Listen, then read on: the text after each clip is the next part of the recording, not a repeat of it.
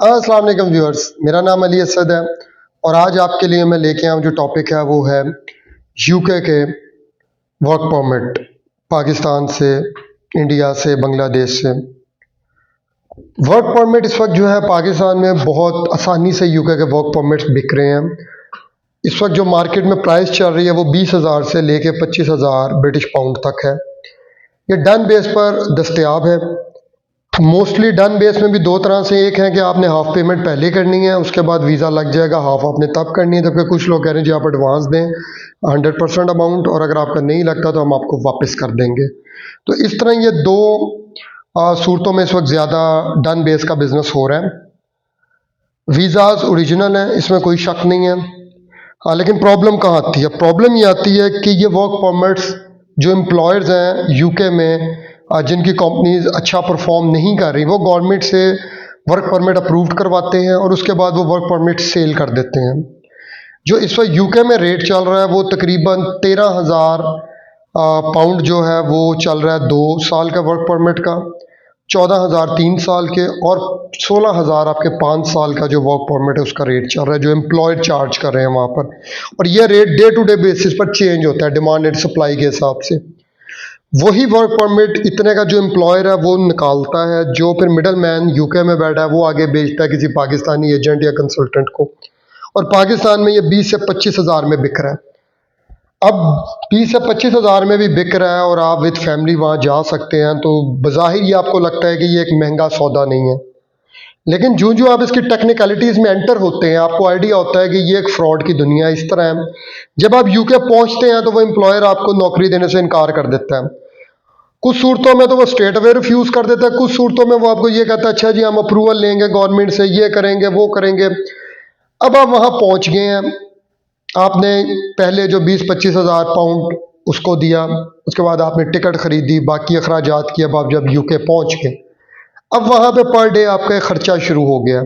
आप कम से कम भी खर्चा वहाँ पे करें तो आपने होटल लेना है, होटल के अलावा आपका खाना पीना अकोमोडेशन है, आपका ट्रैवलिंग है, तो ये सारे मिला के कुछ 60 से लेके 100 पाउंड तक पर डे बन जाता है। अब 60 से 100 पाउंड को अगर आप पाकिस्तानी रुपयों में कन्वर्ट करें तो तकरीबन को 30,000 से लेकर तो 40,000 तक ये अमाउंट चली जाती है।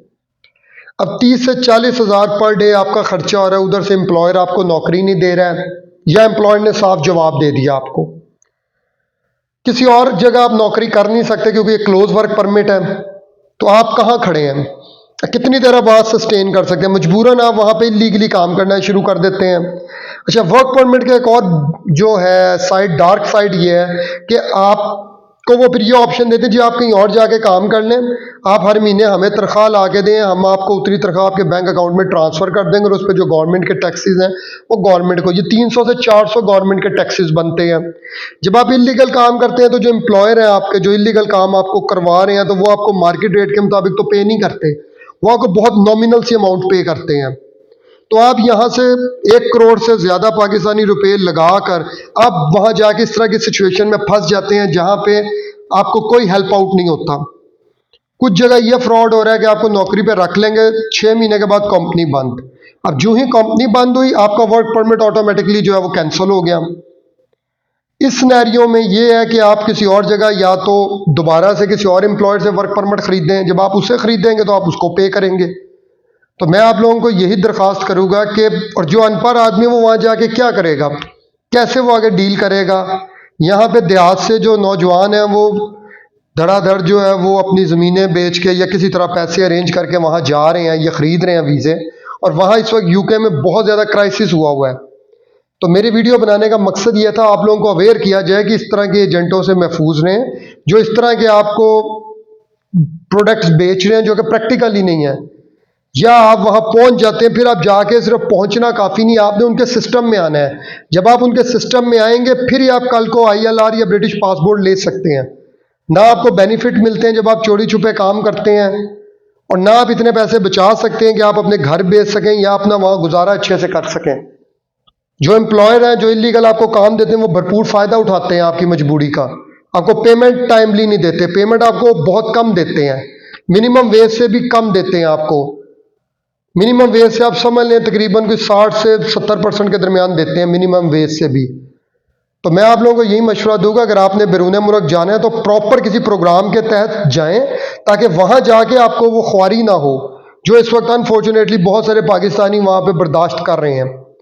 इस तरह के फ्रॉड एजेंट है, महफूज रहें, अपना बहुत ख्याल रखिएगा। मेरा ऑफिस जो है वो है 4 मजंग अड्डा नियर फैमिली हॉस्पिटल लाहौर, और मेरा जो मोबाइल व्हाट्सएप नंबर है 030471111196। इस पर आप मैसेज डाल दें, 24 घंटे के अंदर मेरी टीम आपसे रब्ता खुद कर लेगी। शुक्रिया, अस्सलाम वालेकुम।